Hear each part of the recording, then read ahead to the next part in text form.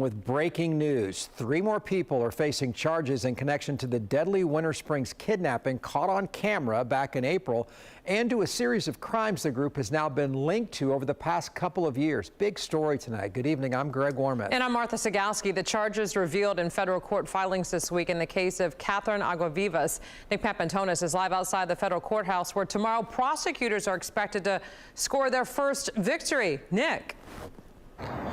Yeah, one of those original suspects charged way back several months ago is expected to plead guilty tomorrow afternoon in exchange for no longer facing the death penalty. His apparent cooperation in this case is helping prosecutors build an expanded case into this very complex background.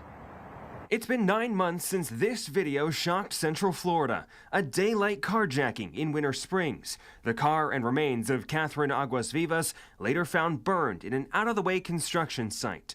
Prosecutors eventually revealing her death was planned by the Castleberry man she drove up from South Florida to meet, who wanted the $170,000 in drug profits for himself. We will not stop until we have federally charged and prosecuted every single person. This week, prosecutors indicting 3 more people as they expand their case against the accused crime ring.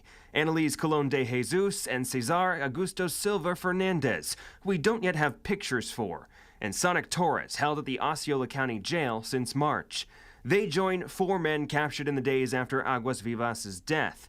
In their new filing, prosecutors say the group began breaking laws back in 2022 when they began dealing drugs, robbing other drug dealers wearing tactical gear they purchased on Orange Blossom Trail, holding up a barber shop, and 2 months before the kidnapping, carrying out an armed home invasion in Point Siena.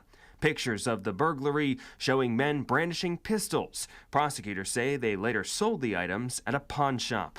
Much of this knowledge appears to have been built on the confession of Kevin Ocasio-Justiniano, one of the suspects in the kidnapping, who is expected to plead guilty Wednesday in exchange for no longer facing the death penalty. According to his plea agreement, he received $60,000 from the money taken from Aguavivas when she was carjacked. In addition to any prison time he serves, he will be expected to pay that back in restitution.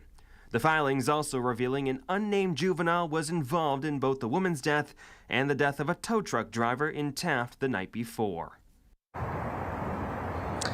Ocasio-Justiniano is facing life in prison. We don't have much information about that tow truck driver's death that we haven't already reported over the past couple of months. Still today, nobody is facing charges for that murder. Live in Orlando, Nick Papantonis, WFTV tonight.